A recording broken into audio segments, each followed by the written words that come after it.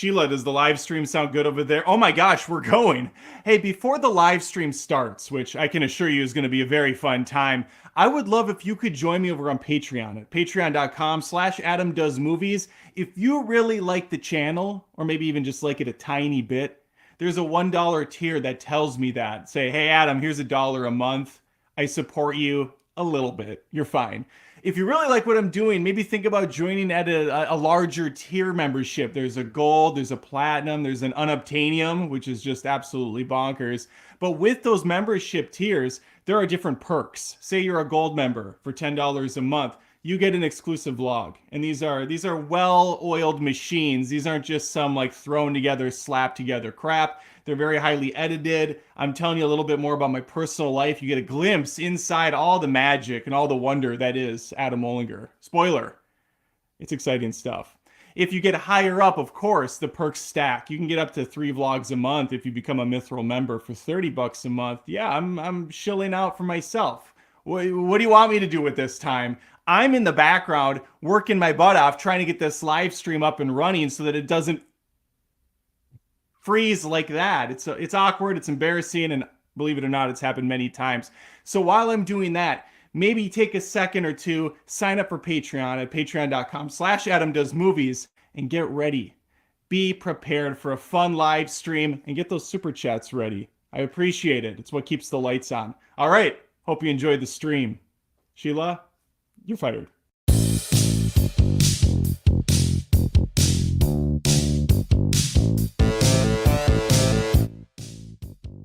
Completely forgot I changed the intro and it's like super fast. I was not expecting it. I wasn't prepared. Welcome to Adam Does Movies Live. Is that the name of this channel? Yeah. I haven't streamed live in like a month, it feels like. There's been some hiccups, some technical issues. Hopefully the kinks are ironed out. At any given moment, this could go black. I could be missing. And then my guest hosts, who I'm going to bring on right now, could just be by themselves trying to make this work. I have with me the man, the myth, the legend, Tony from Hack the Movies. Hi. Hello. I'm Tony from Hack the Movies. It's been a while. It's been a while. Too long. You know who it's really been a while for? A guy that's never been on my channel, but he's been on yours many a times. And that's Gil. Hold on, I'm signing up to the Adam Does Movies Patreon right now. Yeah, of course. Please do that. Please. It's nice to be on a live stream with some production value for once. You got this great starting. What the hell? What? I just helped you with your new video. I'm in it, and that's how you treat me, Gil. Come on. Yeah, just to show for these two, Tony from Hack the Movies, he does a lot of kind of like longer form conversational topics on random old films. It feels like it's kind of whatever he wants to talk about for that month. Sometimes it lines up with something trending, and other times he's like, I want to talk about like The Mummy with Brendan Fraser for no reason. And then Gil coming back to theaters, by the way, they just announced. That's right. It is. So 25th anniversary, I think. Yeah, it is topical. Maybe that's why I thought of it, because I saw it was on my Regal app. But Gil, I was actually kind of like creeping around his channel recently. Holy crap, dude, you have like a lot of views on your videos. Your Spider-Man one has over 1 million views. And it's basically Gil just explaining to people what the movie is. It's wild. And the production value is really good. So good job on that. Thank you. That's OneTake. Early on, I was experimenting with a lot of different formats to see what works. And it seems like people like when I talk a lot. So nothing shorter than 2 hours, 3 hours ideally. With the MCU, I got up to, I think, 6 hours for the last one. Yeah, you did all the Godzilla movies. That had to have taken some time. Plus, you had to watch all the Godzilla movies. That's where Tony helped. Tony and Johanna. Castzilla. You got a little featuring Castzilla in the corner. Wow. They helped me review all of the MonsterVerse movies and shows, most of the shows. Amazing. Well, what are we doing today? We're going to be talking about A24 films. We picked 5 of our favorites each, so that's 15 potential movies. Ooh. I'm guessing there's some spillover. I talked about A24 on a past stream, but it was specifically the horror side of A24, which there's a lot of that. But they have a decent catalog of films. I was actually surprised with when I went through and checked it all out. Hundreds of movies at this point. With one that I'm really looking forward to this weekend, Civil War. Gil, Tony, let's start with Gil. Are you excited for this film? I was excited until I saw it last night. What? And and that's not I'm special. I got invited to some screening thing. I think IMAX had some event where they were, and I think they do this a lot where they sell tickets a few days early. They're doing it for Kingdom of the Planet of the Apes. So I saw yesterday afternoon there was a special screening in the evening and nabbed some tickets. So I saw it. Might be on my list, my top 5. I don't know. We'll see. Nice. I'm still undecided if I want to see it or not. Because look, I haven't seen the director's previous film, but I've been told by a very reliable person it wasn't good. Also, his previous film was Men, which I notoriously hate. But before that, he has a lot of movies I really like. Well, here's the thing: I saw the trailer for the movie, and I'm sitting there and I'm like, man, I really want to cover this. But I know, I'm gonna want to make like a million jokes, and it's just gonna piss everyone off. I think I'm just gonna avoid the headache. I think you can have a lot of fun with it. It has nothing to do with like our current political system, right, Gil? Without spoiling not at anything? all. Not no, at all. I didn't think In fact, so. A lot of the criticisms I'm seeing are on that point, saying they're annoyed he doesn't pick a side, and I'll talk more about that potentially. With the top 5. So he pisses off both sides of the political spectrum. Oh, I'm 100% seeing this. I love that. Real quick, can I talk what is it recently about this A24 phenomenon? I've never seen a distributor get a lot of attention. I know they put out a lot of bangers. Yeah. But it's been on film Twitter. It's been annoying the last few years. Oh, I would like to see this as an A24 style. I'm like, what does that mean? I'm like, quirky, weird indie movies exist. Focus Features has been around forever. Fox Searchlight, Relativity, weird indie movies that got into major theater stuff. It exists. Why is it just A24? It's just a weird thing for me. I mean, you're right. Focus has been doing it a lot longer than A24 has, but I think A24 just really was smart about their catalog and going after those indie films, especially going more into horror, I think, than Focus did originally. Or Blumhouse does that, but Blumhouse feels so squeaky clean and polished, whereas A24 is really gritty and they'll go off the beaten path, and it's they pick very polarizing movies oftentimes. So you'll see a film that I just saw one actually. Oh God, that new Nicolas Cage film, which that could be 500 Nicolas Cage films. But I was about to say, could you narrow that down? Which one of the 10 well, last? He plays a weird character in it. Over the top. Does he have a creepy facial expression at some point? I think yes. It's the is one it Dream where Scenario? It's Dream Scenario. Thank you. Yes. And that's thank you, Roland24, for saying the word dream. I was on board with that movie 90% of the way, and then it just completely flips the script in the last 10%, pissed me off, and I just thought, wow, what a complete waste of time this was. I felt exactly the same way. Though I would say that's A24 for a lot of movies. Yes. I didn't know if that'd be controversial to say, but I feel like a lot of A24 movies, anytime I see that in the trailer, I'm like, oh, I'm going to love 70% of that movie.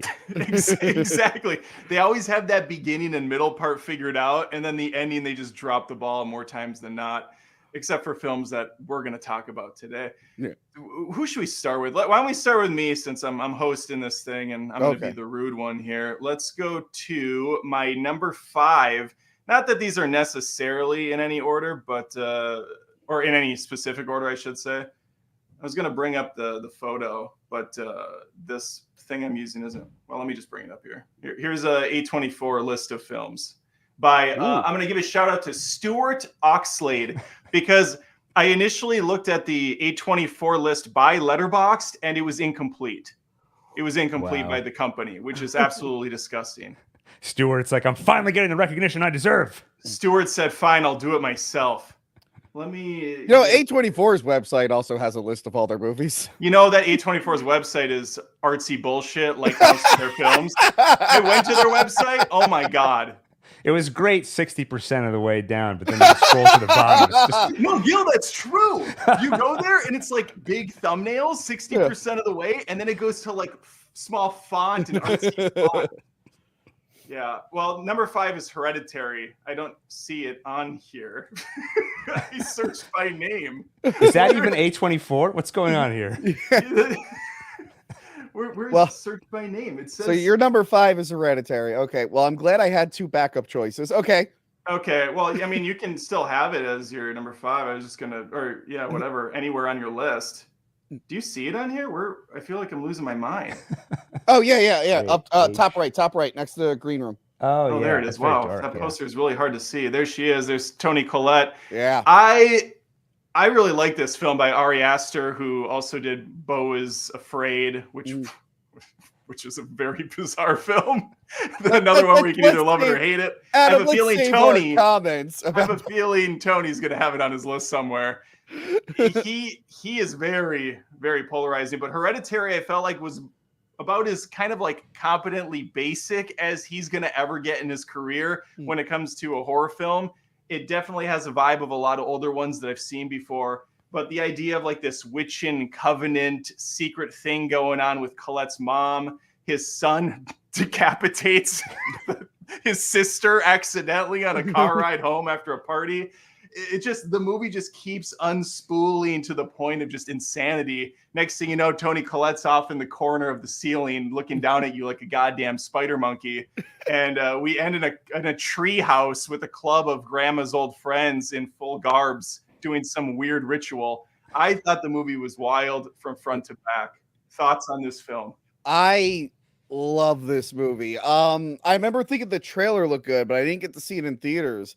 And I had like so many people recommend this. They're like, hey, I haven't seen a movie like this before. I was very unsettled. So yeah, I threw it on one night, and it was like the first movie in years to like scare me. Yeah. I watch so many horror movies, and I never get scared. But like, people are always like, wait, that movie scared you? I'm like, yeah, I get scared by weird things. So like, when the creepy naked guy is smiling and you don't see him right away, and like your eyes focus, like when you wake up in the middle of the night and you see like a shadow in your room, that like horrifies me. Yeah. So that movie had a lot of stuff like that. Just really uncomfortable shit. I loved it. I thought Toni Collette nailed the role. The mystery was pretty good about like what they were doing. Yeah, I had a great time with this. Well, not a great time. Well, it was plus, Tony, you're notoriously scared of miniatures, and there's lots of miniatures in the film. So that I'm sure. Me, who has a Godzilla podcast, very scared of miniatures. I can't even. How do you get to that podcast? You're just white knuckling it the entire time. I'll spoil it. I just look up the Wikipedia thing. I've actually never seen a Godzilla movie. You know, I saw somebody in the comments on the video where we reviewed all the MonsterVerse movies.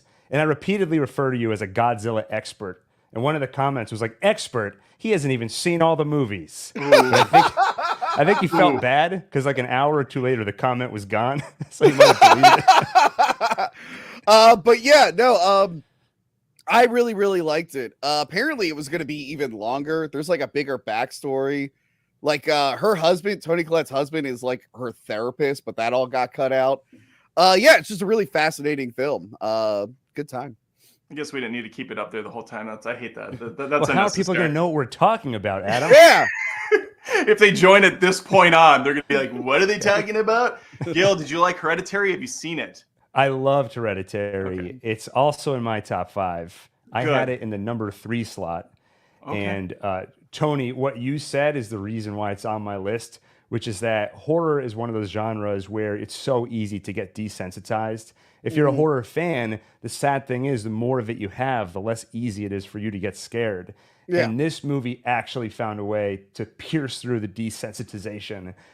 I thought it was absolutely terrifying, and I watched it under the worst possible circumstances. I was just so eager to see it finally. I missed it in theaters, and I saw it was available on one of those streaming services.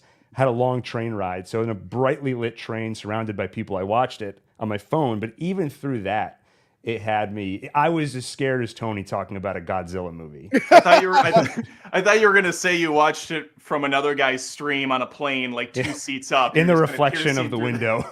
The reflection of the window. The way Christopher Nolan intends his movies to be watched. I think with a horror movie, if you can scare me, then I'm going to love it at this point.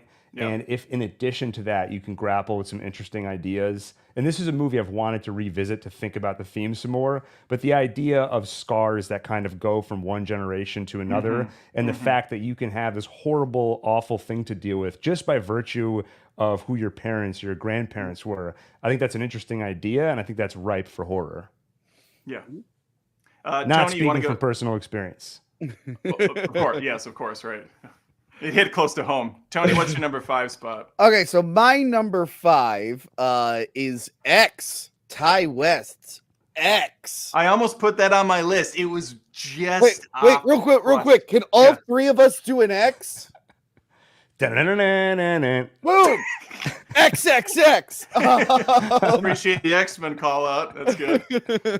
I'm gonna before you jump into how much you love X, I'm gonna say something maybe a little controversial, but I did not like the prequel Pearl. I think we talked about it on my show. I enjoyed the prequel. Okay. I think most did.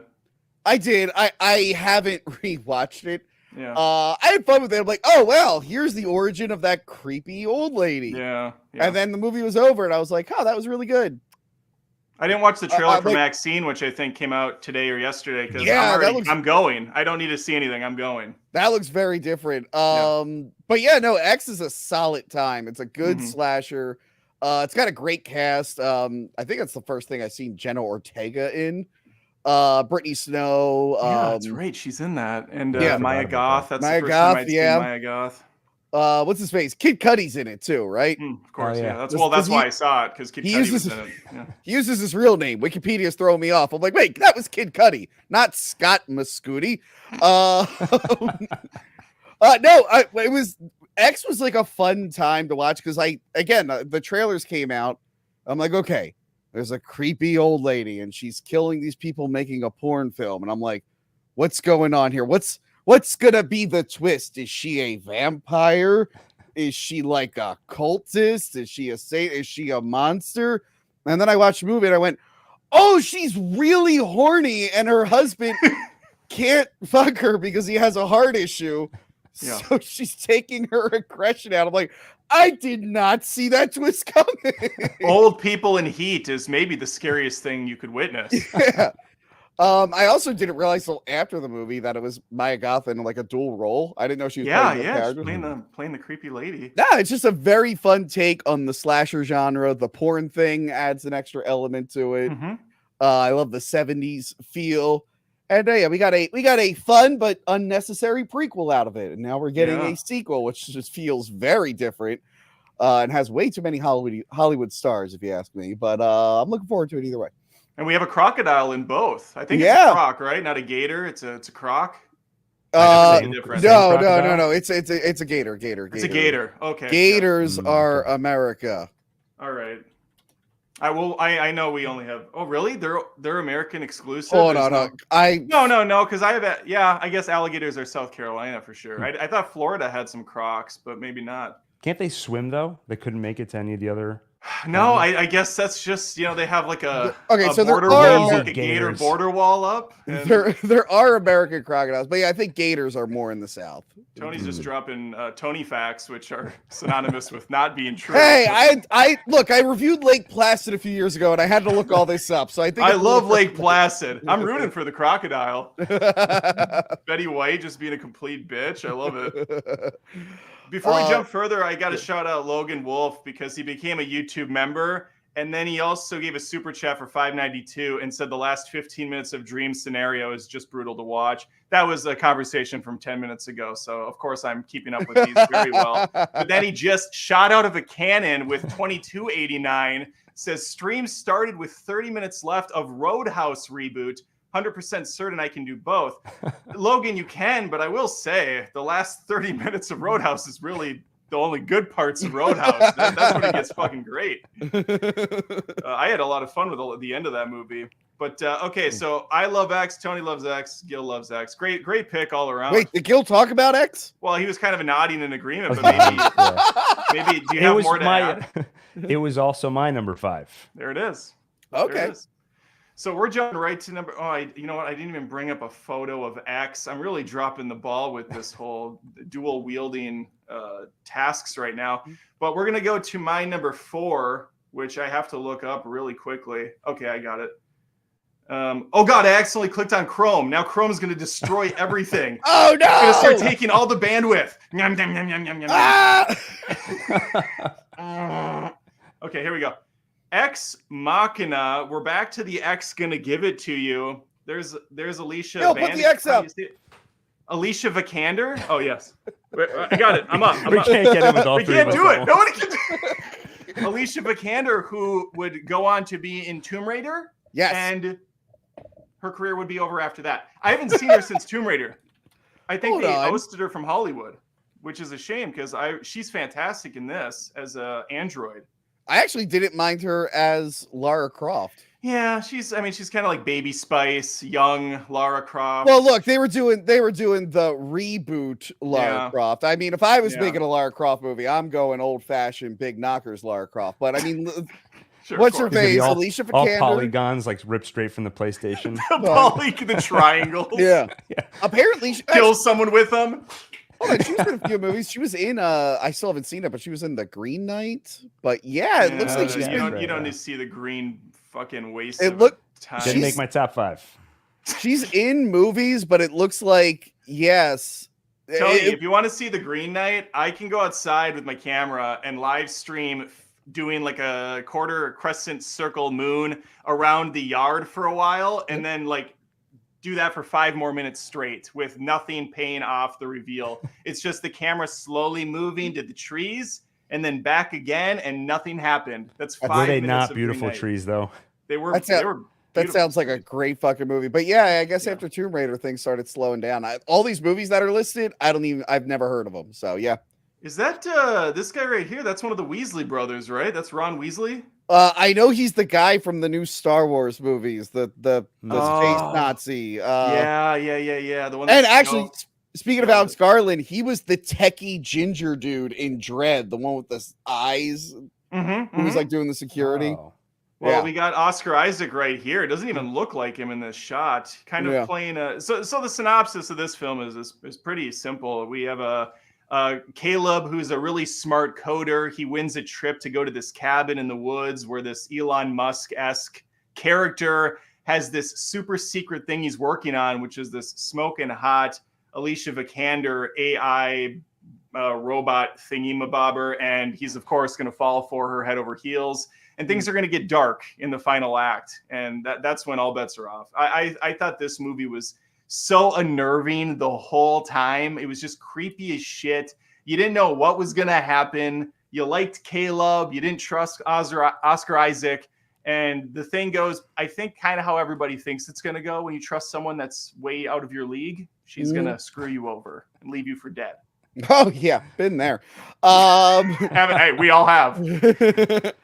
No, the whole mystery of like, are they actually in love or is she using him? That's a fun thing. But it's also great for Oscar Isaac dancing.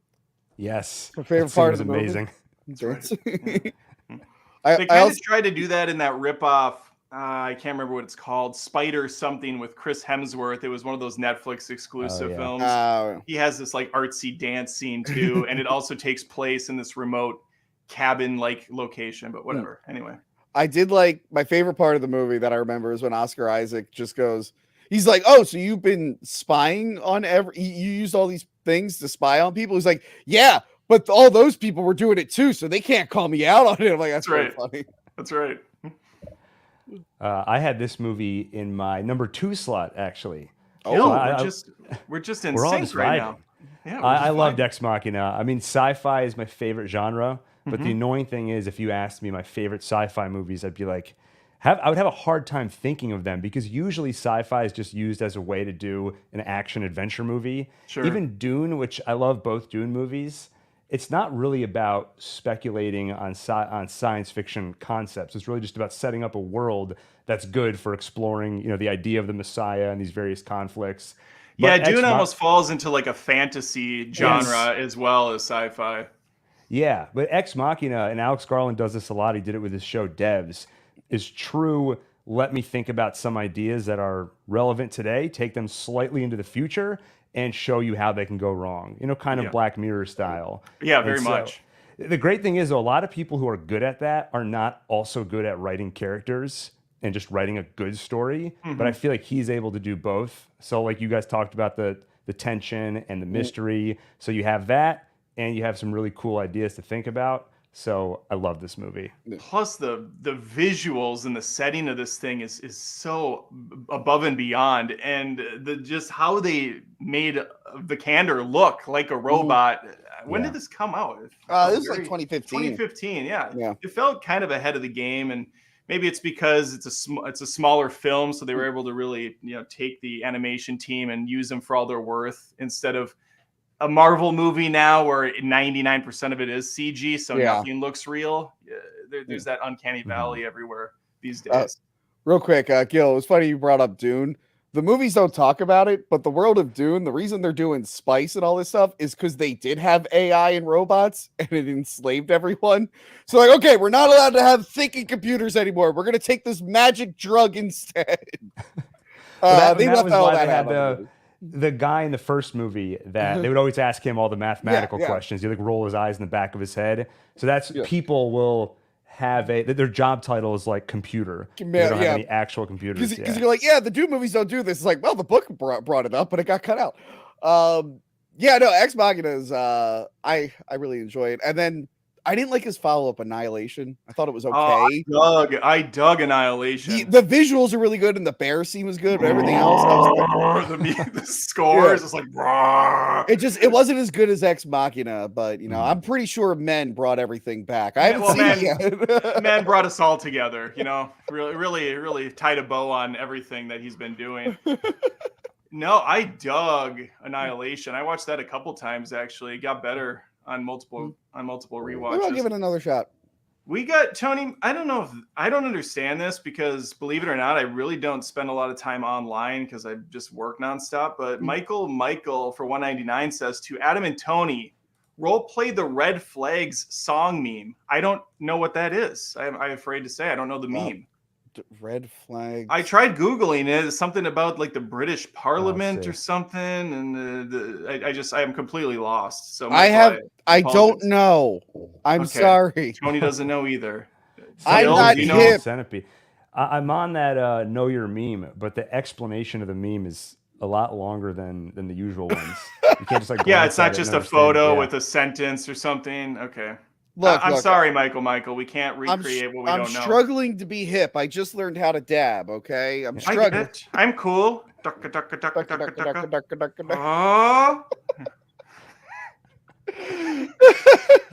Get away from you, lazy-eyed psycho. Throw your dog a freaking bone, Scott. All right, we are on. Is this number 3 on our list already? We're cooking. I feel like I only did 1. Oh, okay. Yeah. Then we're on you again. Well, we're all just kind of agreeing with everything. Gil and I just going through our list like it's nothing. Tony, what do you have next? Well, number 4, 2015 was a good year for A24 because I got the Vavitch. The what? The Witch. The Witch. Oh, the Witch. It was spelled VV. The Witch. People like to call it. People like to call it the Vavitch. Okay. I love the Witch. That's like a red flag meme, I guess. I didn't know that. Here's the Witch. There she is. I think you like it because Anya Taylor-Joy is in it. Well, it would have been problematic if I liked her at the time it came out. Anya Taylor-Joy must have in a contract that she's got to have one gratuitous ass shot in every movie because she always has the one ass shot. I think if you blink, you can see in Mario Brothers, the movie, Peach maybe shows the ass for a second just because Anya Taylor-Joy is voicing her. Dune 2, she was in it for like 14 seconds, Yeah, I know. It's so funny she's in that movie. Don't get me started on that change. Anyway, the Witch is great. I like Robert Eggers. Even though it didn't make it to my list, The Lighthouse I also really, really loved. I haven't seen The Lighthouse. I've been yelled at multiple times. Yeah, and I loved The Northman, which no one fucking saw. Not an A24 movie. I love The Northman, man. That's great. I watched that multiple times. Yeah, I really, really loved it, but no one saw the movie, and because of that, no one watched my episode on the movie. Oh, that's sad. That's sad. That's why I started the live format. I'm like, I really want to talk about this movie, but if I dedicate a full episode, I'm gonna die. So anyway, The Witch has just a great sense of dread because the family is so isolated. They're like religious, like Puritans, but they don't agree with like how their other Puritans are running things, so they go off on their own. There's a lot of infighting with the family. But we find out they're kind of ousted from society, right? The town doesn't really want anything to do with them. I think he says he trades with like the natives or something. He trades with someone who passes by, but they live on their own. The dad, played by Ralph Ineson, has the coolest voice ever. I just saw him in The First Omen. His voice is just awesome. He has that thick, deep baritone. Voice. He talks like this. Exactly. It's like he's here. Yeah. But what I love about the movie is a lot of times a movie will make it like, is there a witch? Isn't there a witch? Are they just going crazy? No, this movie makes it very clear in the beginning. Oh, there's a fucking witch.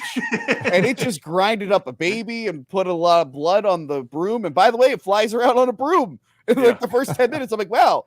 Most witch stuff goes, that's cliche. Let's not do the broom. But the witch is like, oh no, we're doing the broom. So the rest of the movie, you got to see this whole family like warring with each other. It's like, oh no, you dumb bastards. There's a literal witch in the woods. And I think it introduced us to like one of the most beloved actors of all time, the goat that played Black Phillip. He was a great character. Yes, apparently he's in a different A24 film that It Comes at Night. I think there's a goat, and I think it's the same goat. I read that fact.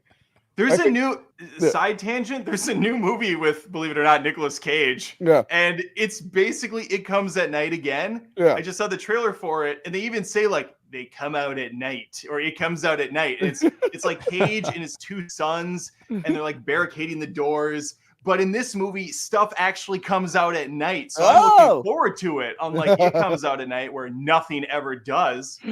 Also, I heard that the goat wasn't trained, so when it's like freaking out, that's kind of like real. Why they use the goat again in another movie? But no, it's an untrained goat.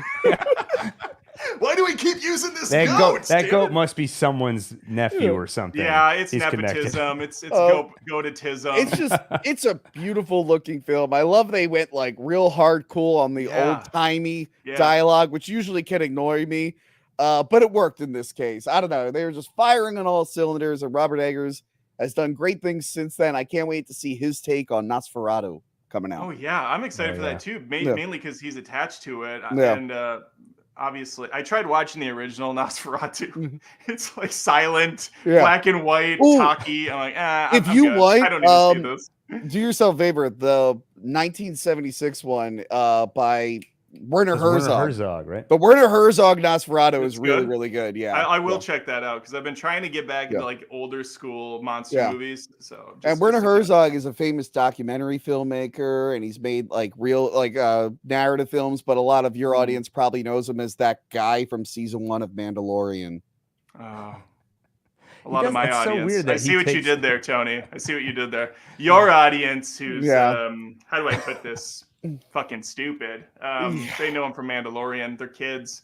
Look, I was ahead of the curve saying Mandalorian sucks. You all called me idiots, and now you got Lizzo and Jack Black hanging out with the baby Yoda. It didn't suck when it first came out. You can't retroactively say no. Go back and watch it. You'll see the cracks were always there. You'll see the cracks forming.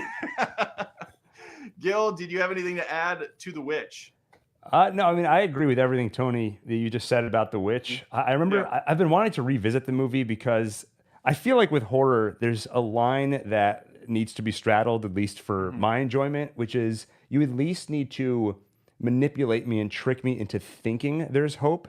So that way I can feel the suspense of maybe these characters are going to make it out of here. But especially if I see A24 at the beginning of the movie, I'm like, okay, no one's making it out of this one. Like, at least not horribly scarred. So I tend to disconnect when I just see things are definitely unequivocally heading toward the worst possible path.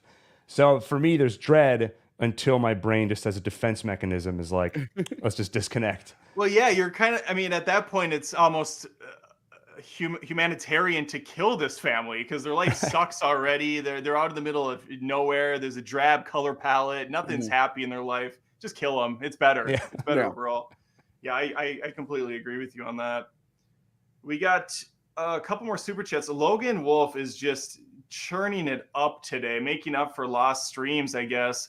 33.49. Some say that's the best super chat that's ever been. Ex Machina, a movie that stuck with me. Great pick. Isaac's best work. Better than Apocalypse and X-Men Apocalypse? There it is. There it is. Yeah. Right. We all know we all know Age of Apocalypse is an Olivia Munn vehicle. Okay, yeah, as that's Psylocke, it's an Olivia Munn show. Logan Wolf's back for $28.55. The super chat prices are always the best from Logan. It's just so all over the place. Tony gives me Anya Taylor-Joy. I throw a chat. Tony, quickly change all of your top picks to Anya Taylor-Joy. Oh, okay. I don't think she's And then in Logan Wolf gifts 5 Adam Does Movies memberships just to be a hero. Ooh. Thank you, Logan. I appreciate that. Logan's having a good night. I hope Logan's having a Logan great is night. well off. He's just paying everyone tonight. It's making it rain over here at the super chats. I love it. All right, Gil, I know we covered like most of your movies. I think we based hit on up ours. like half of it now. Yeah, what are you on? What do you got left? So my number 4 would Okay. be this was one of A24's first like 3 or 4 movies. It was one I didn't know was A24, so I looked at the list this morning. But The Spectacular Now with Miles Teller and Shailene Woodley. Oh. It's a coming of age story, and there's so many of those, so kind of similar to horror. If somebody can find a unique way to do it, it's going to win me over. In this one, Miles Teller plays a character who's basically a high school senior, I think, not planning to go to college, has no life plans whatsoever, is basically an alcoholic. And it's the kind of character, stuck in a rut, super self-destructive, that I think is hard to...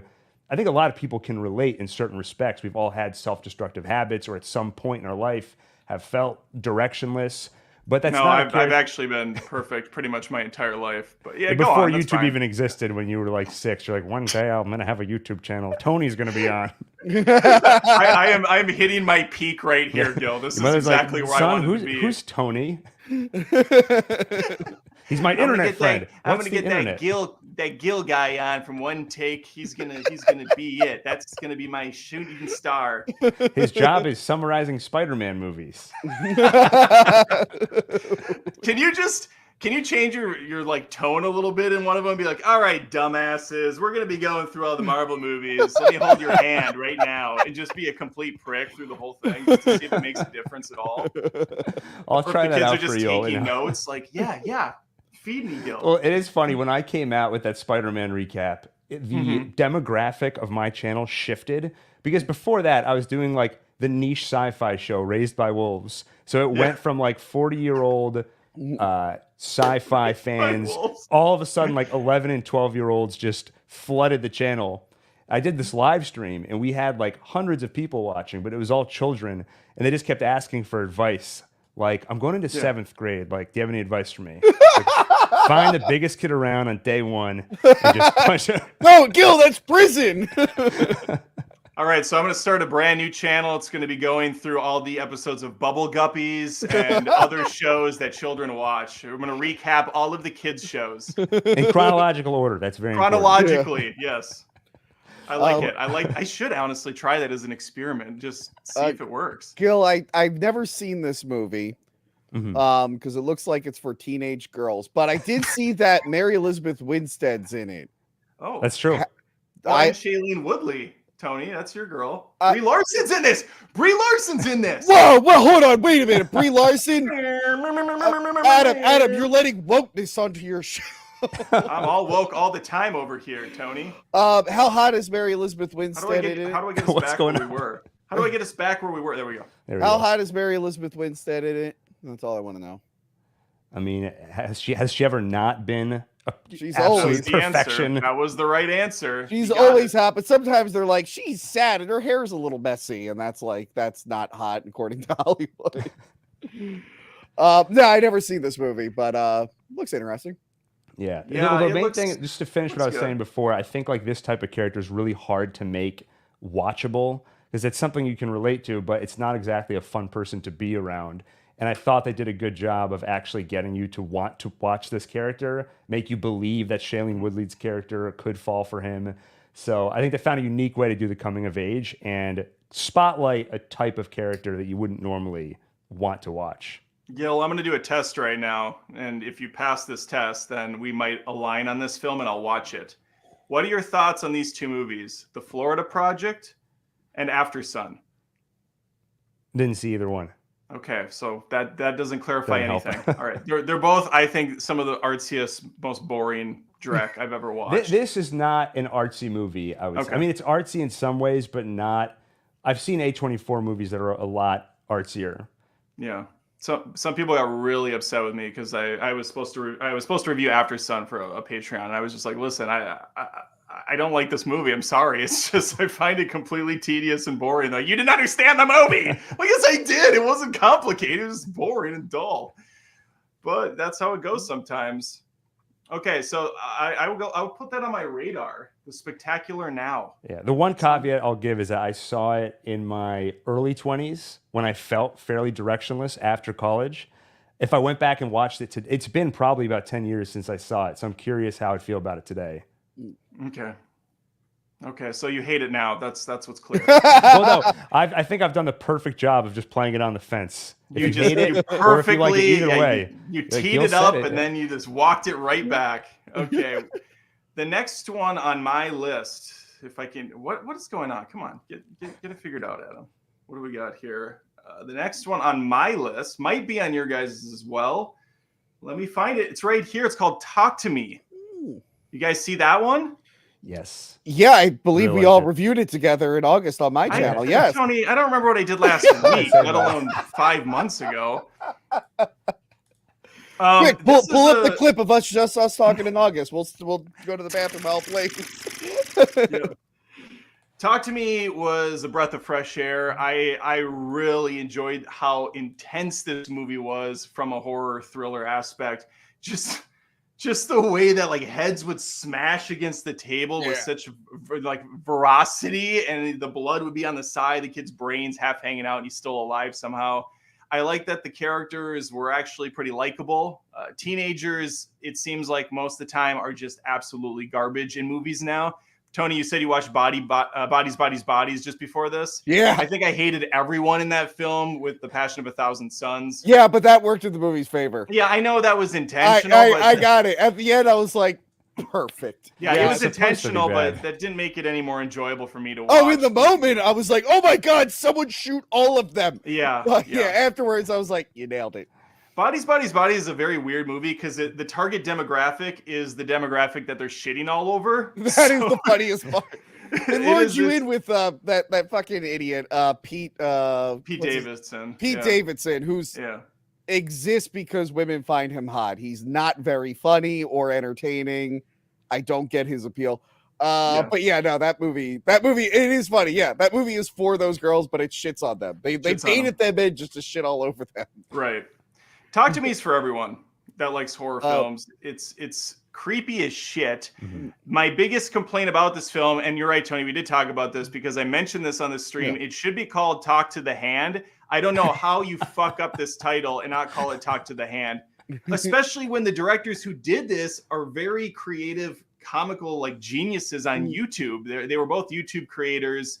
They made some wild stuff over on YouTube. These like really fast, intense action movies with Ronald McDonald and other characters. I mean, they're nuts. It's really cool stuff that they did. And they definitely brought that over to the full film.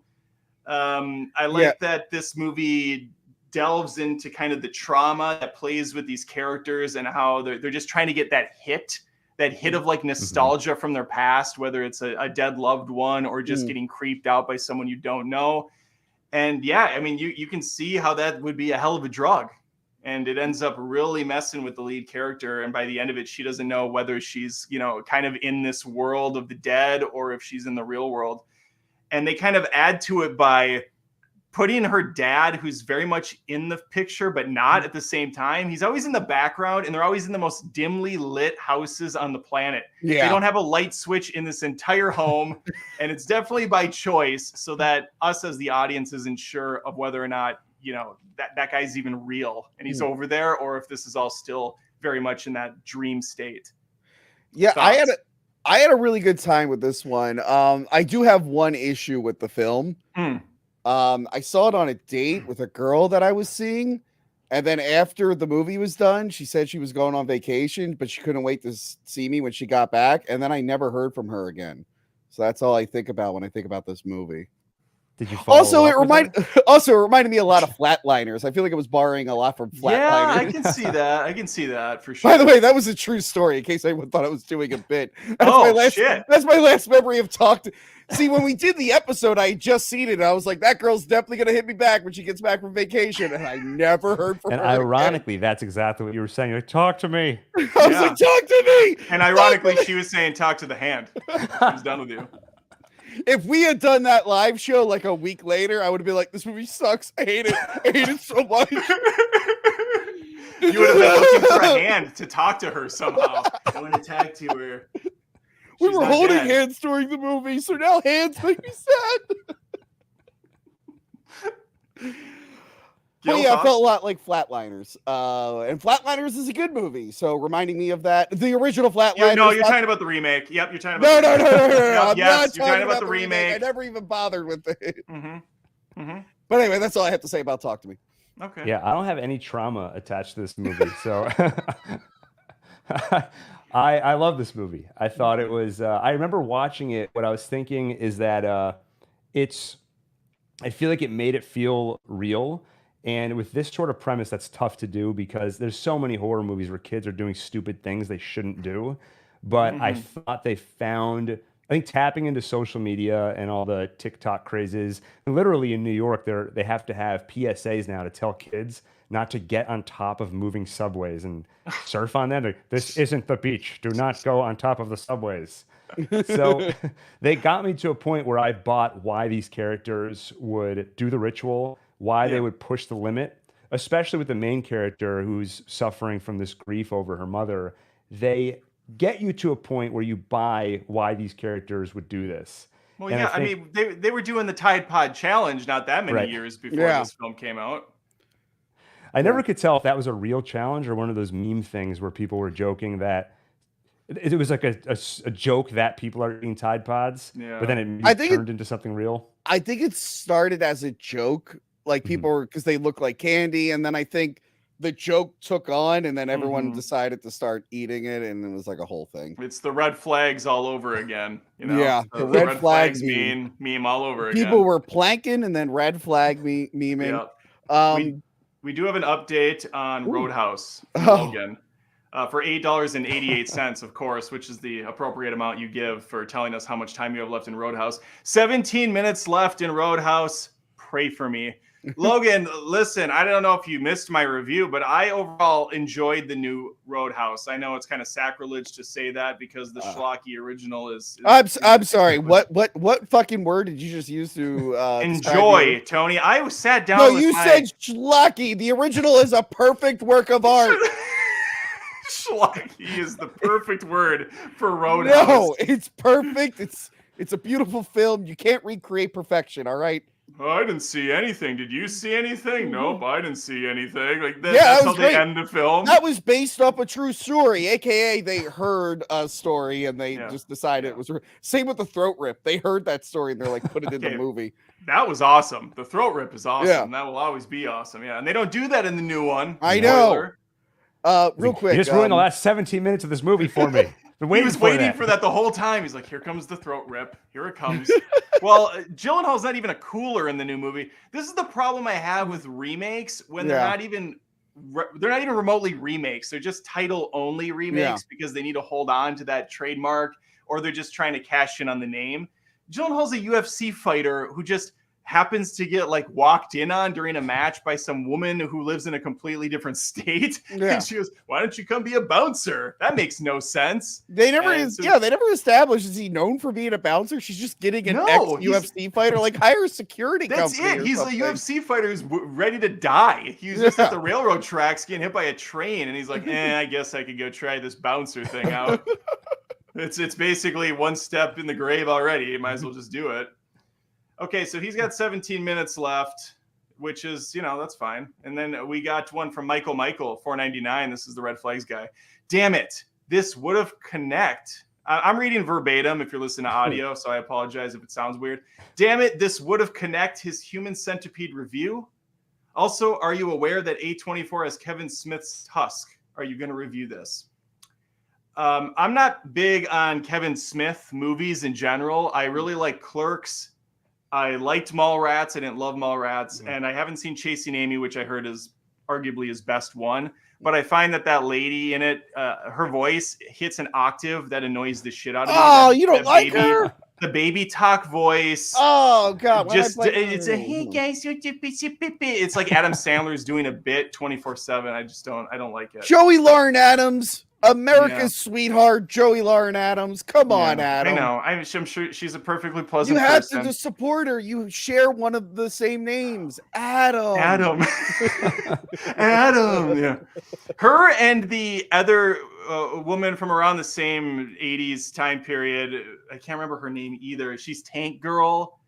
Lori Petty. Lori Petty, another actress where, bless her heart, she's fine, but her voice just doesn't do anything for me. So yeah, I hate women. Okay, ASE presents. Isn't that your girl? That's Mint Salad and Riley. Salad? Yes. Mint Salad shot out of a fucking cannon, gifting 20 Adam Does Movies memberships. She's just racking in that OnlyFans cash. Adam, and she's like, here you go. Adam, I'm glad you said shot out of a cannon, because Mint Salad was supposed to draw something for me that I was going to give to you involving that. And she's very late. And she needs to finish that art. Anyway, keep going. I feel like you spoiled the gift, but maybe it'll be different. I'm excited either way. It'll still be a surprise because, again, I'll forget about this conversation in 24 hours. Logan Wolf answering back, gifting 5 more Adams. I don't even know what my channel's called. Adam Does Movies memberships. Thank you, Logan. What an incredible night we're having together, guys. And you guys, of course, get none of this revenue, but I appreciate you being here regardless. I can't believe you're not paying these people who come on your live shows. It's very, very... I'm paying you with friendship. That's the greatest gift of all. That's the greatest currency of all. Okay, where are we anymore? I feel like we've just completely lost I'm about to do my, I did my 5 and 4. I have 3 on the list now. We're on you, because I did Talk to Me as my 3rd, so we are on you again. Midsommar! Midsommar. It's Midsommar. It's Midsommar. It's not Midsummer. That sounds better than what Tony says every time. And I love this movie. Yeah. I haven't watched it, but I bought the 4K director's cut, which you can only get from A24's website. You have to special order it from there. And it's got this beautiful packaging. I just gotta, you got the artwork there, the bear. It's gorgeous. You got an opening by Martin Scorsese. He has a whole thing in the beginning where he's like, this movie's good. Now this is cinema. Yeah. Speaking of which, when this came out, Spider-Man Far From Home was in theaters. And I saw Spider-Man Far From Home, but that was the first time where I was overrated. Oh, sorry. It's something in my throat. Actually, I think it's underrated because apparently, according to Twitter, everyone hated that movie. And I was like, I was thinking of No Way Home. Oh, yeah, No Way Home. No Way Home. But Far From Home's not very good. I think this was like one of the things like after Endgame where I was like, all right, I'm done making Marvel a priority. Because when it came out, I'm like, I kind of want to see Midsommar instead. And I had one of the best theater experiences ever. When the 2 old white people are breathing into each other's mouth, this black couple got out. They got up and walked right out. They were like, we're done with this white people shit. That's a standard Ari Aster response to his films. Yeah. But then like the theater, if someone would like start uncomfortably laughing, it would spread around the theater and everyone would start laughing. And my favorite moment was when the movie was done, which I haven't even talked about. The movie's great. This like old lady that was next to me, I think she was like a hippie, like an old hippie. I don't think she knew what the movie was. And she's like, I didn't expect it to be like that. She probably saw the flowers. She probably thought Florence Pugh was laughing. Child through the daisies. Like, that reminds me of me in my youth. And then she's watching with the tambourine at Woodstock. She's watching people get like gutted, drinking period blood and being like their heads smashed in. It's just a gory time, but like it's supposed to be a horror movie, but it has like this weird comedic edge to it. Yeah. I mean, it kind of flipped the script on what horror can be. I truly felt sick to my stomach watching this movie the Yeah. entire way through. There was just this uneasy feeling the whole time. I was like legitimately clamming up and just feeling icky. And then when it was over, I thought, man, I fucking hate this movie. This is terrible. But I didn't like outright say it or even review it on my channel. I just sat with it for like 48 hours, and then it just kept eating at me. And then I thought, you know what? Maybe I actually really love this movie because I can't stop thinking about how intense it was and what an experience it was for me. And so that's where I ended up falling. Dude, It's really good. Ari Aster's movies really get under your skin. Yeah, I recommend everyone go watch his short films, Something Weird About the Johnsons. I can't even tell you what it is. The strange thing about the Johnsons. The subject matter is so dark, I can't even tell you what the plot synopsis is, but it's free on YouTube. Okay. It's a short film. No, Midsommar, it's just a beautiful looking film. I love the story. I got shit on by my co-host when I review this because I really sympathized with the boyfriend character. Because I've definitely, nothing to this extent, but I've definitely been that guy that's like, I kind of want to get out of this relationship, and then something happens, and it's like, oh, it'd be a bad time to break up now. And in this poor son of a bitch's case, it leads to his death. But I was just like, oh man, this poor dude. Did you have a bear costume? I bought for this movie. Yeah, Crystal and Johanna bought like the white gowns and the flowers, and then I bought like a bear onesie. They made so me the good. bear. I remember seeing the photos though. Like, this is so good. It's a fun time, and I will watch the director's cut at some point. Oh, I didn't know there was one. Yeah.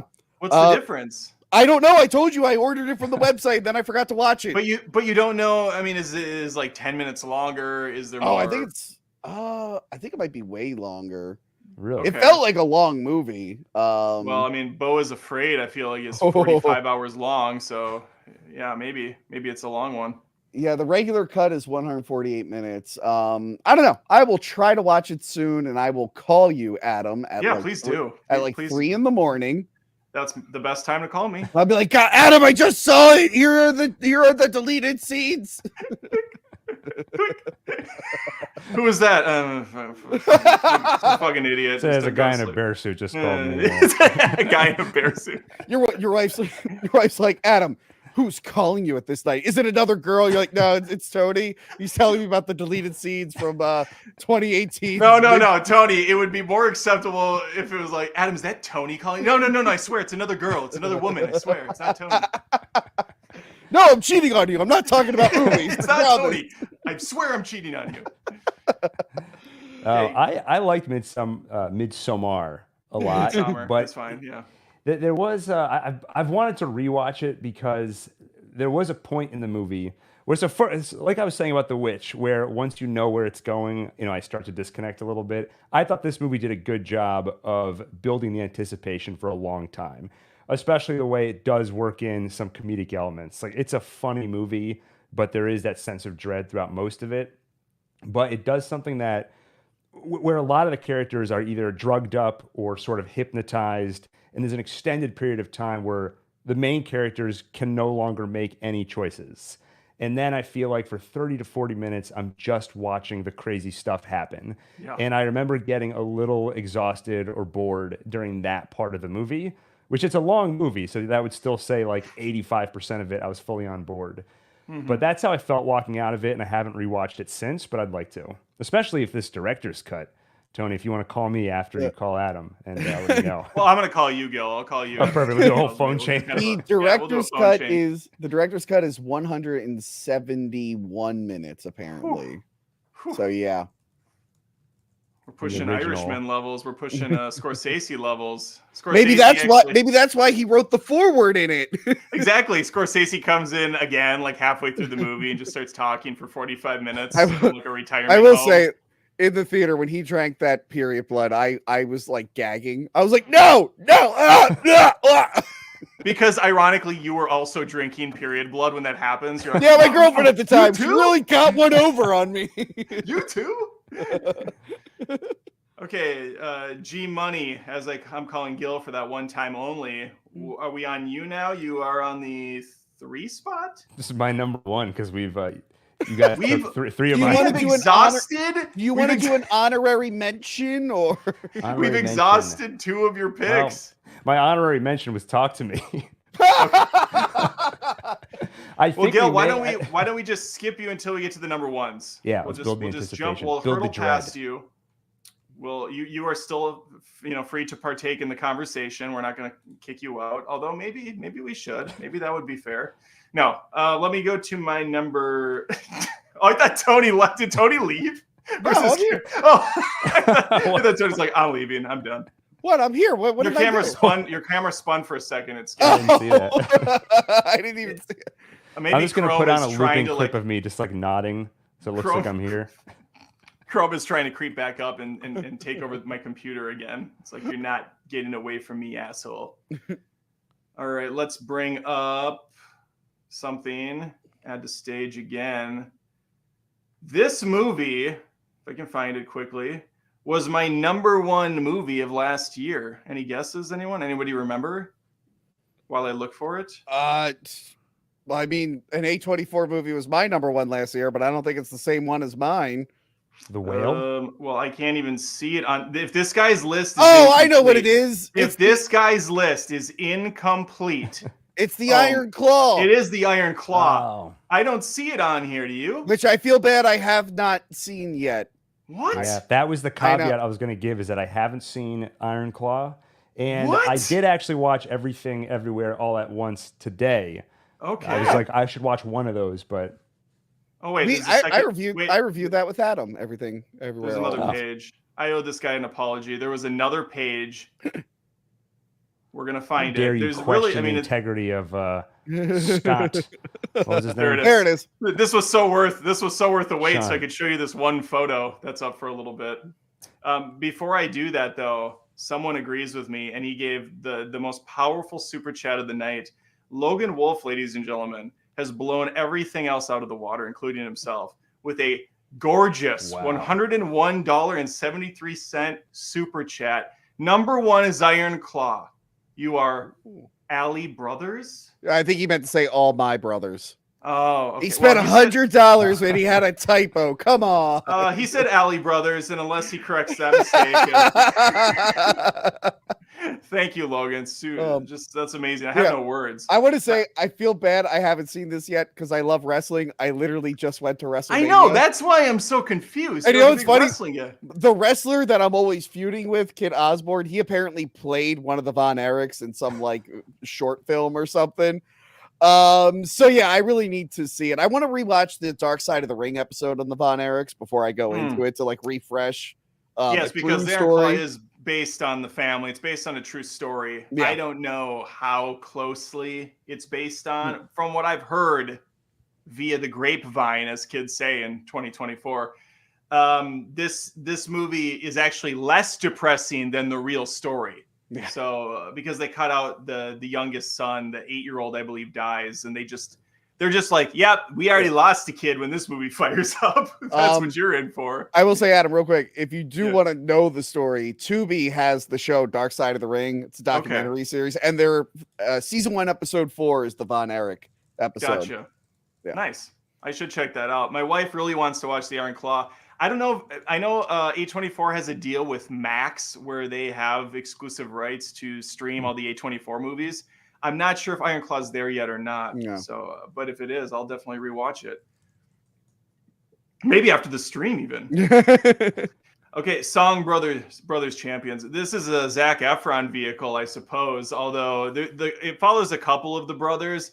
I was just kind of amazed by Efron because previously I watched him in Baywatch, and then he follows this up with that Rickety Nickety movie or whatever the hell it was called. Oh God, I didn't even Ricky bother with that Sticky. one. So bad, and he's terrible in it. But in Iron Claw, he is so incredible in the performance, bad toupee and all, which is really the only thing I could say is a negative. Is some of the hair pieces in this are a little silly. I mean, they're trying to be accurate.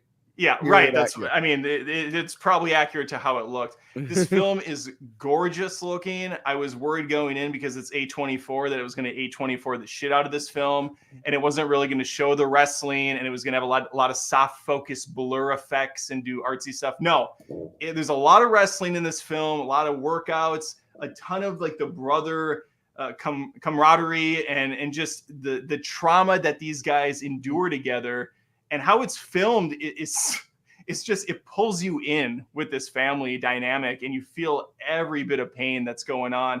And so if you're looking for a light, fluffy affair, this is absolutely not the movie to watch. This is going to put you in a pretty sad state. But there is a bittersweetness to it, and I think the ending really just drives it home.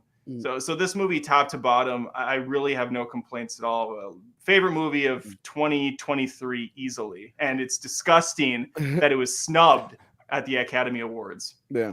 And on this live stream, only one person's seen it. Well, I mean, I can't listen. I lost I can't take responsibility for any sort of respect I had for YouTube. Went out the window a long time ago. This just reminded me that they were. Chris Hemsworth was set to star in it, but it looks like it's kind of dead. They were going to make a Hulk Hogan biopic. Oh. The problem with that is Hulk Hogan is a huge liar. And he was not ready for the internet, because you hit all his lies that he tells about his life and stories. It probably worked in the 80s and 90s when he was just bullshitting with people. But now with the internet, they're like, all of these lies literally could not happen. He is lying.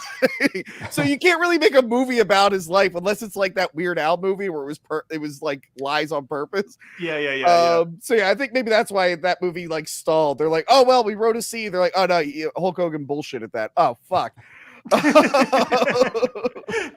I liked Hulk Hogan in Rocky 3. I think that's about all I've liked him in for movies. He was like was he Mr. Nanny or something at one point?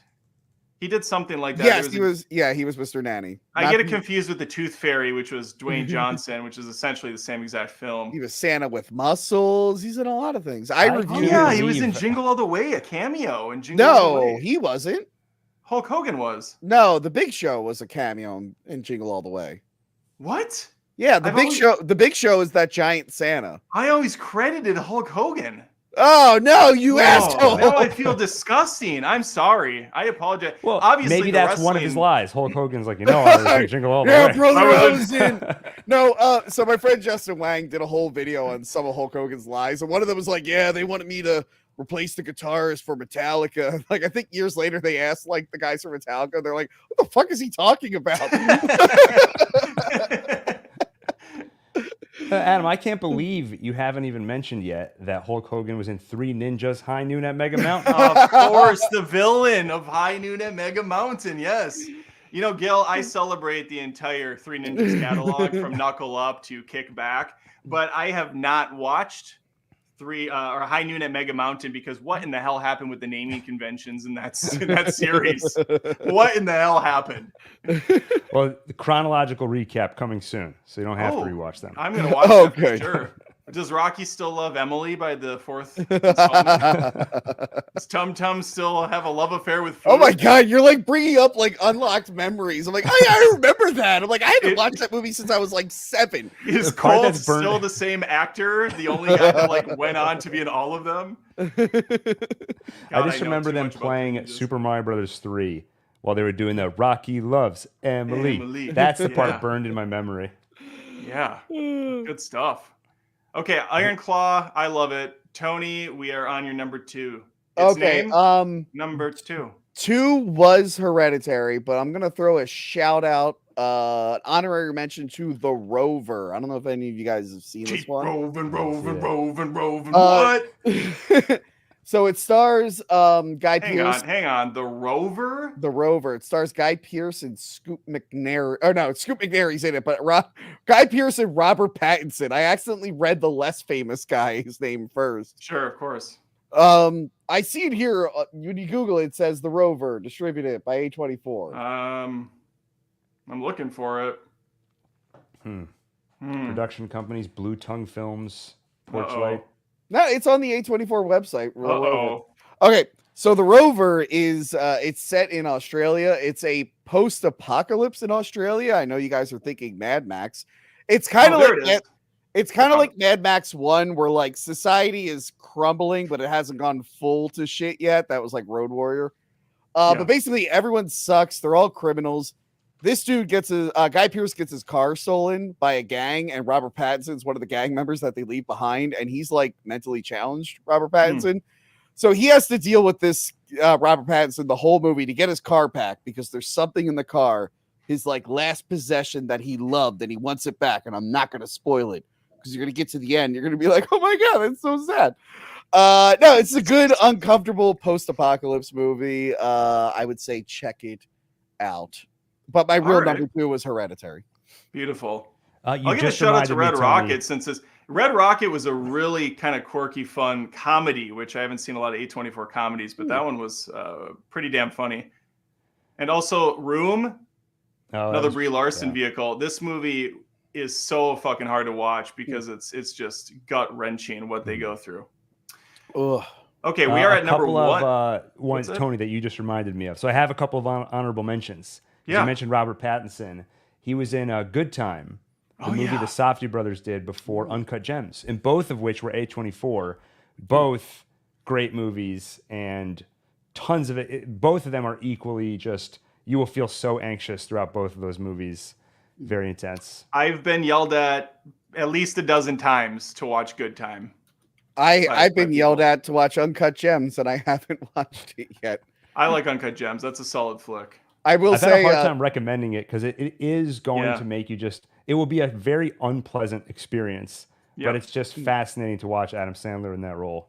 It is. I do want to say the actress in Uncut Gems, Julia Fox, my friend's podcast, they're doing bonus episodes on their Patreon where they're listening to her audiobook about her life. And the woman is insane. Like, all these stories are like made up, and she just like doesn't know how to write. I'm like, how did she end up in this movie? Where the hell did she come from? And it's like a fascinating book. And that's all I know about Uncut Gems. She's Hulk Hogan's publicist. They just lie about everything constantly. She has like detailed, overly descriptive stories of things that happened to her when she was like 4. It's like, that can't possibly, that doesn't make any sense. And I escaped from the concentration camps in Poland. No, Adam, the whole audiobook is, and then I did this, and blah, Dan? blah, blah, and da. I'm like, oh my God, shut up! Yuck. But one day I will watch Uncut Gems. I hear it's good. Yeah, and one day I'll listen to that audiobook. You sold me on it. Before we do our number 1s, I got 2 more super chats. We got Perm for $20. Thank you, Perm. Because support, he says. Having fun hangouts with you guys. Cheers. Cheers to you. Let me hold up my my water bottle that I've been nursing this whole film. Oh wait, hold on. Let's all do it. Right. Let's do it. 1, 2. Wait, 1, 2, 3. Okay, we take a drink. And we all just spilled a bunch of water on our laptop. And then we do the X at the same time. We got it.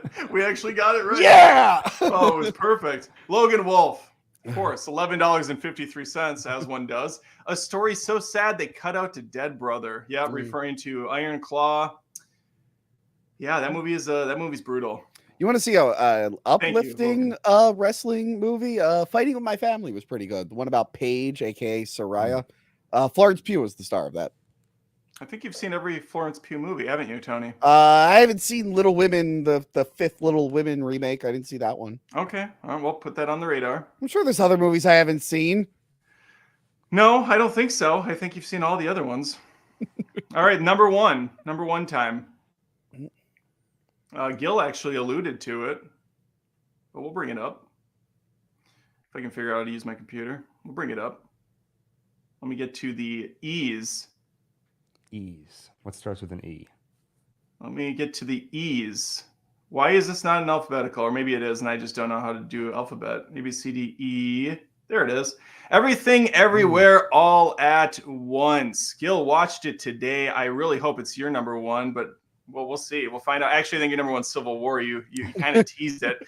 Everything, Everywhere, All at Once is one of those movies that when I saw it in the theater, I'm sure you guys have had this happen. You go to the movies and it's like 1 minute in, the freaking thing hits you like a ton of bricks, and it just clicks. Everything about the movie is gonna fire for you, and that's what I got with Everything Everywhere All at Once. I thought, holy shit, I haven't had this feeling since like The Matrix or since like Fight Club, which, I mean, those were a long time ago, and it's been that long since a movie really got me right away. Visually, unlike anything I've seen in a very long time. It managed to do the multiverse so much better than the MCU has done in the last like 10 films. It's got such a wonderful cast. I love that there's different variants of all of them, and that all these big stories tie together at the end. It's got a ton of heart. It's got a ton of lessons. It's got long hot dog fingers and Raccoonatooey and all that was my crazy, favorite part was Raccoonatooey, all these crazy elements. There's two rocks just bitching at each other for a while. It's wildly creative, visually stunning. I really have nothing against this movie. It's pretty much perfect for me, and it was my favorite movie of, I think, 2022. Yes, that two A24 movies in 2023, 2022. Man, you're just an A24 shill. I guess I just plan. Yeah, I love. You know what? You know what? They made you give men a negative review just to throw people off their scent. But I'm on to you, you A24 shill. A24 has the highest highs for me and the lowest lows. It's.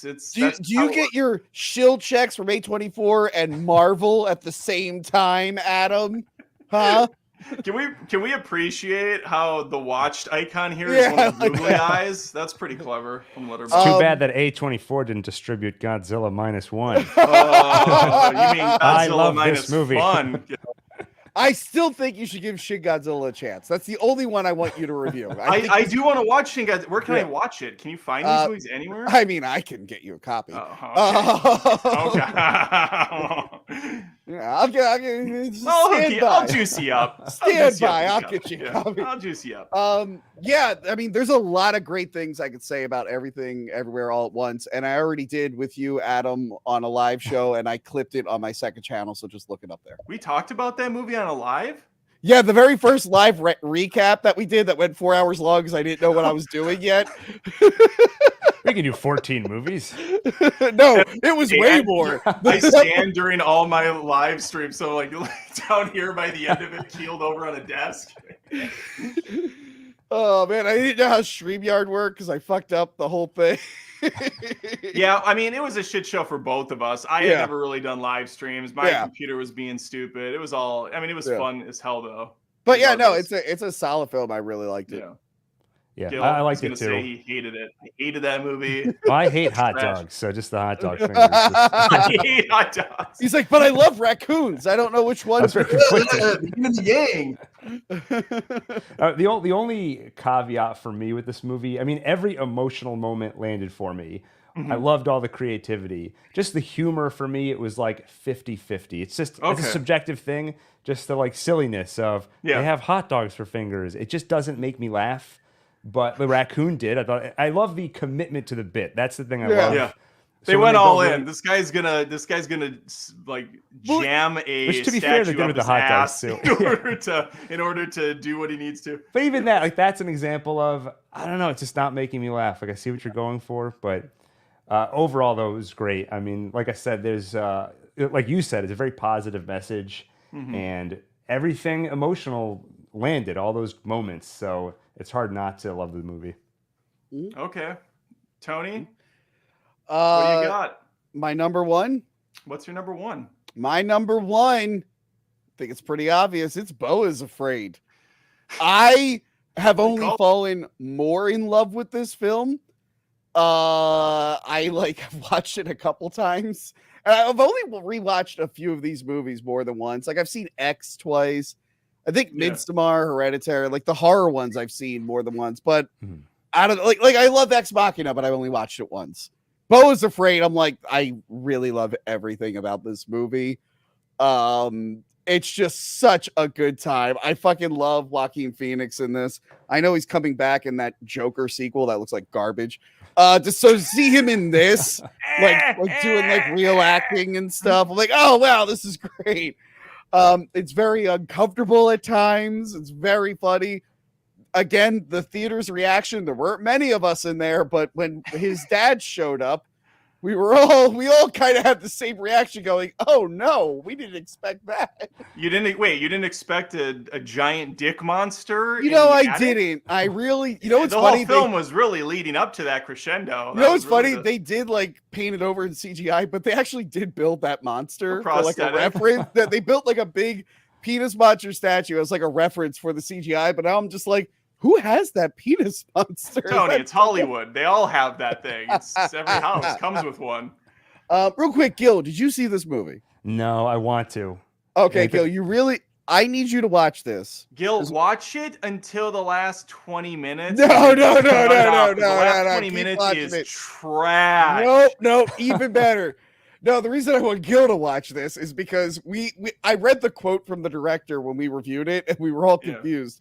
He said it's Jewish Lord of the Rings.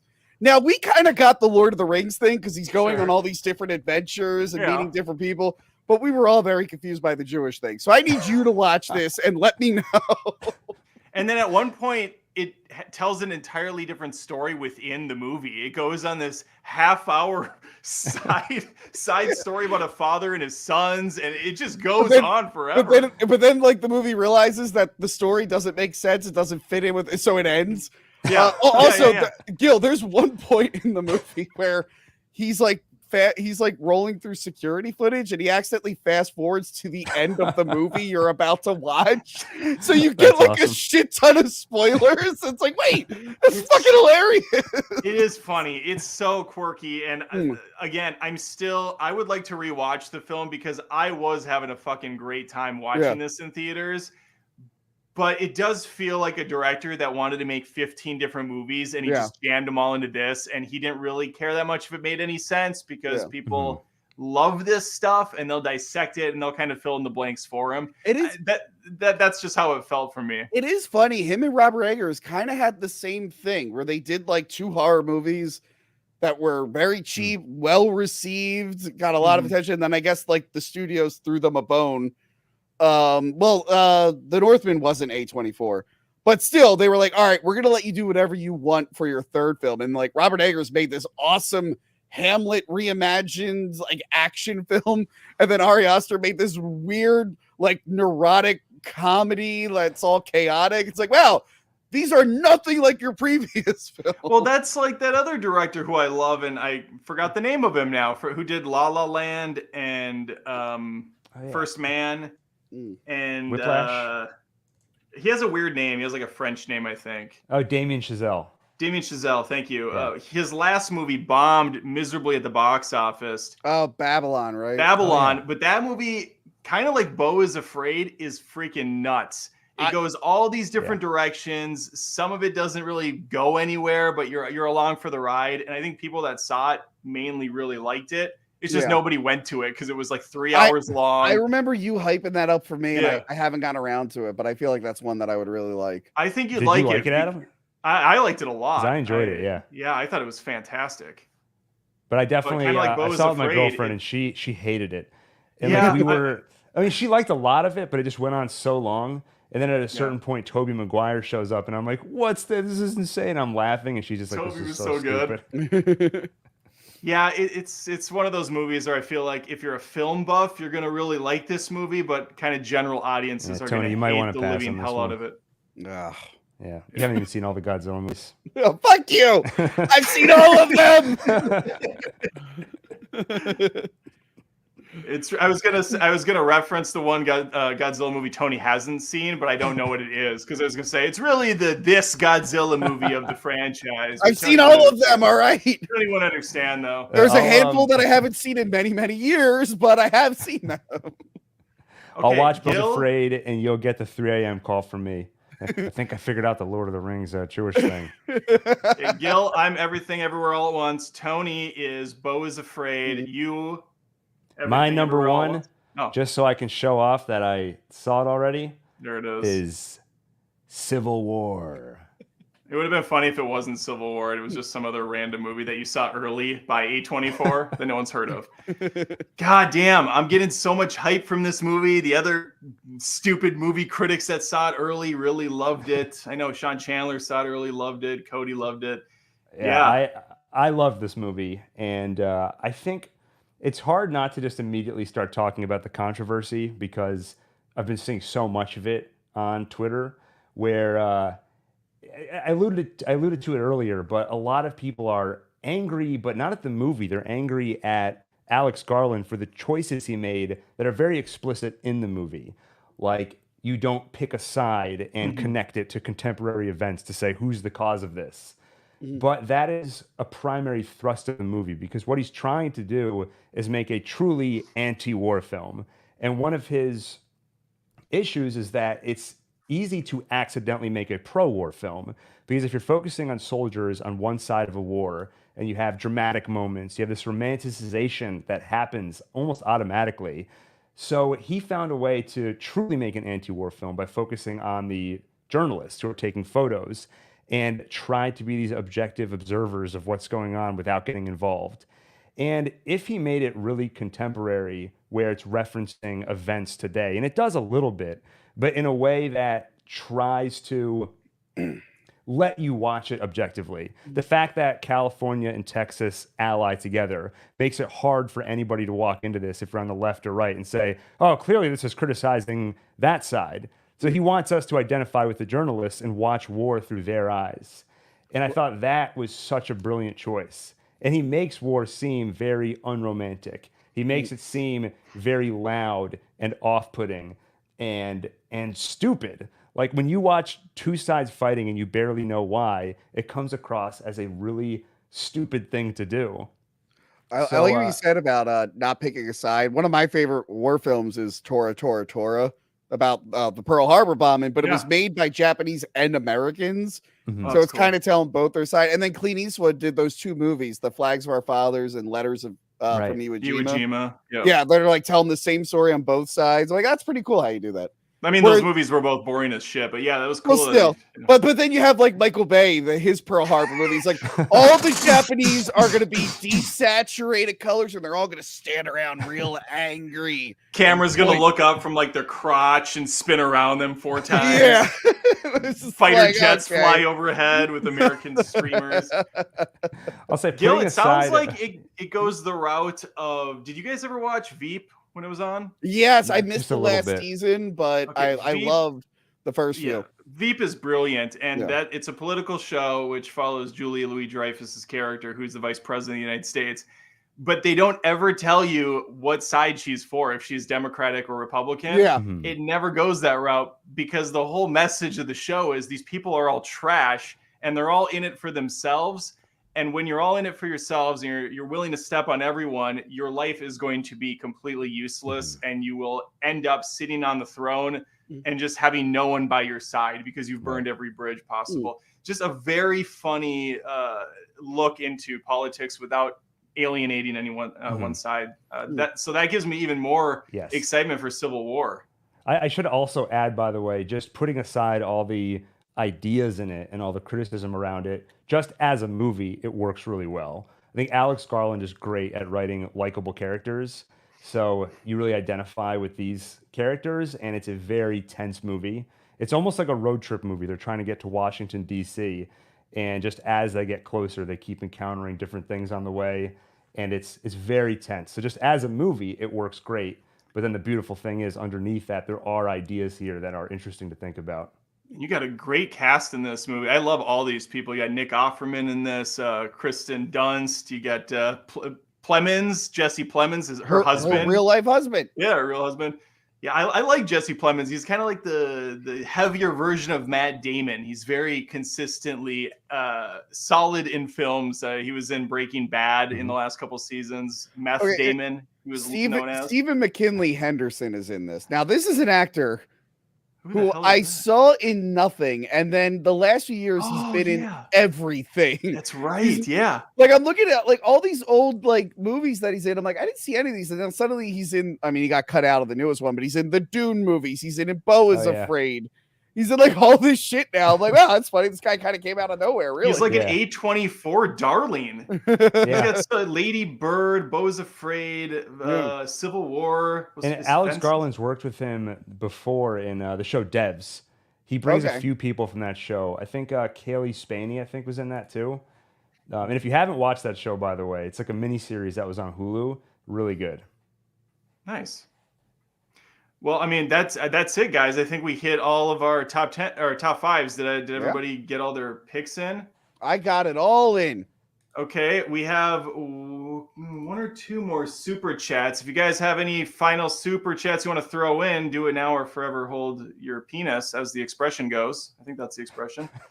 I got Logan's already, so he got a double feature there. Okay, Logan again for $4.77. You're my boy, Beau.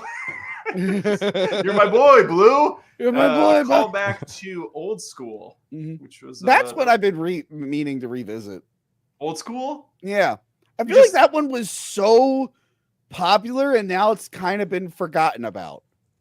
Yeah, because everybody said that fucking "You're my boy, Blue." It was just as obnoxious. And I don't know. You can do it. I don't know why it got forgotten about, because I remember people also really loved like The Hangover, but then they ruined it with those sequels. So everyone just kind of fell off it. But like Old School was great. Yeah, it was. You had Hank the Tank in there. He gets trank gunned by Sean William Scott. Yes, that was awesome. There's a lot of comedies that came out when I was too young at the time. Like Old School, I never saw. And Wedding Crashers, I never saw. So there's a bunch of movies I need to catch up on. Did you see Road Trip? No. It sounds like you got to go through the Sean William Scott catalog. I do love that, like Hangover, Road Trip, Old School. It's Todd Phillips, and now he's doing these Joker movies. I know. He's like, comedy's dead, so I'm going to make a dark. Well, I never even bothered with Hangover 3, but I remember people saying just like it's like an action movie now. It's like a crime movie. Hangover 2 was terrible. I don't remember a goddamn thing that happened in it. I just saw it. I watched it like 6 months ago. I had never seen it. I'd never watched it. He needs to go back to making movies like Starsky and Hutch. That was a good one. I like that one. It's so stupid, but it was fun. Will Ferrell's in that one too. Yeah. Owen Wilson. I don't know what happened to Owen Wilson either. I think he's in Loki, which I don't watch. Yeah. Loki was all right. You know what? As bad as the Disney Plus stuff is, Loki was one of the better ones. At least in season 1. I didn't bother with season 2. There we go. There's Adams. Get your Marvel shield check. There we go. Let me know when you cash it. Oh, thanks, Adam. Here you go, you piece of shit. Thanks, Mickey. Yeah, I didn't even watch season 2 of Loki, so it was like, this is kind of good. It was the same thing. I'm like, wow, season 1 was really good. I'm done. Yeah, I'm done. I'm done. It's not 2012 anymore. I don't give a shit about Loki. Sorry, Gil. I know you have to review these movies. I have a lot of actually. I have a bunch of homework to do. Oh no. Yeah. Oh, what does it do? While Gil gets his stuff, I should tease that I will actually be talking about the MCU tomorrow. I have a 10-minute video. Oh no! Yeah, look at this thing. I gotta go through this whole thing and make sure they came out with an official timeline. Actually, they announced this book the day I released my timeline video, and I was like, "Thank God nobody reads books." But now I have to read this and make sure that my dates all align with these dates. And then for my next update, I have to watch Loki season 2. Wait, can I see the cover of that book? There you go. Oh, you got everyone's favorite character, Shang-Chi, the second Captain America, Captain Marvel, Girl Loki. They all made the cover. Yeah, that'll. It's some guy named Iron Man. Yeah, that'll really sell the book. What the fuck are they thinking? Gil, there is a book series that's getting read by a lot of people, and they're all soccer moms. It's the new 50 Shades of Grey series. It's called ACOTAR. Oh. My wife has taken the pill, and she's all in on ACOTAR. It's these like lame smut-esque type books about fairies and strong males that are 500 years old. It's the same shtick over and over again, but they're just ACOTAR. That wasn't that the city in Indiana Jones 4, Temple of ACOTAR? It's AC. I'm going to read this book. It's abbreviated for A Court of Thorns and Roses. And is it part of like the 50 Shades of Grey cinematic universe? Or It's not. It's its own I thing. smelled They're gonna opportunity. I was like, I can recap this. No, they're gonna make movies off of it though. It's gonna be very much in your guys' life for a while. So Gil, you might be able to expand your audience even more. And so you'll have like 8-year-old kids, and then you'll have 45-year-old women who are, All right, so like, we'll just avoid can ever you having a please OneTake meetup. explain Twilight to me. Yes, I'm on it. Okay, so guys, yeah, make sure to check. Oh, we got one more thing here before we leave. This is Daniel Fobb, member for 3 months. Adam, thanks for giving these YouTubers a platform. Yeah, I know. Thank you so much, Adam. Yeah, you're welcome. You guys, they haven't really thanked me yet, which is awkward. But yeah, I know that Gil and Tony are hard up for viewers, so it was very much a charitable thing on my part to have them onto the stream. Guys, why don't you peddle your fucking channels and we can get out of here. Tony, where can people find you? You can find me over on Hack the Movies. I finally put out my Ghostbusters Frozen Empire review. Ooh. Spoiler, didn't actually hate it. Still wish it wasn't made.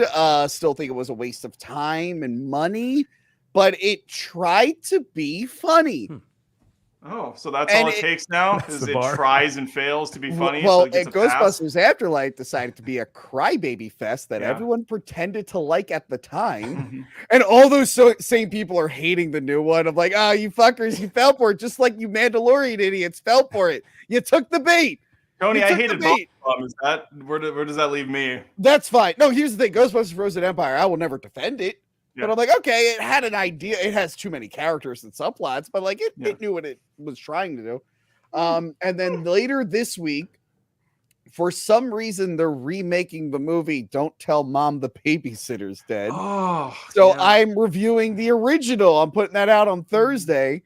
And then Monday, I'm doing What is the Worst Omen movie? So we're doing the original 4, the remake, and the prequel. I have some issues with the prequel, but yeah, it's going to be great. It's going to be great. Yeah. Okay. Wow. That was 25 minutes. We'll never get back. Gil, where can they find you?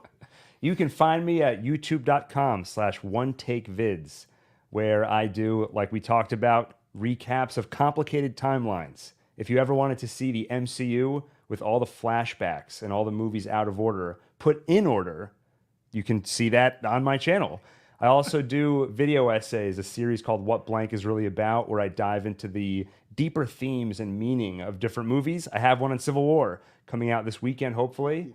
And I do retrospectives where I'll review all the movies in a franchise. Like we talked about, Tony and Johanna helped me with the last one, where we went through all of the MonsterVerse movies. I've done it for Halloween, and I'm working on one for Planet of the Apes right now. Oh, wow. You excited for the new one? I am. It's also a test run because that director, Wes Ball, I think, he's going to be directing the live action Legend of Zelda movie. So I'll be before this. He did Maze they're going Runner. live action with That's that. A mistake. Yeah, that's a mistake. That's a horrible idea. I I wanted a Smash Brothers universe. Who's the dumb idiot who came up with that? Oh my god! They could still do it. I mean, Spider-Man was mixing live action and animated. They could still do it. Though. No! Oh my god! It's gonna be like a Who Framed Roger Rabbit scenario where a live action Link is talking to animated Mario. Let's go. Oh, he did the Maze Runner movies. Yeah, it was like okay. Yeah, I'm excited for Kingdom of the Planet of the Apes. At some point, I want them to just remake the original.